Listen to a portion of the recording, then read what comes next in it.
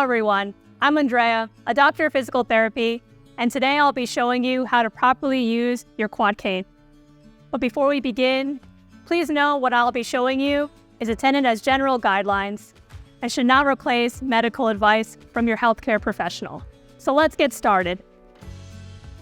Quad canes are usually used for people who have a weakness in one of their legs and need some extra support in order to walk better. First, let's talk about how to hold and adjust the height of the cane. Let's make sure the height is right for you. Stand tall and relaxed next to your quad cane.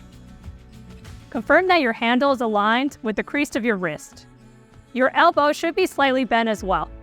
If you need to know how to adjust the height or base, please check out our assembly video for clear and easy instructions at PELEGON.com. Hold the cane on the side opposite to your weaker leg. For example, if your left leg is weaker, hold the cane in your right hand.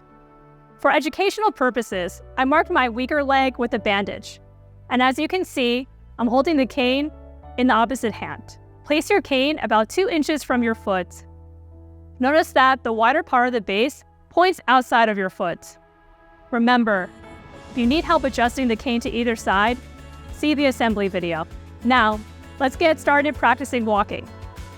Use your arm to move the quad cane forward, then step forward with your opposite foot. Bring your other foot forward to meet it. Feel free to take smaller steps if you need to.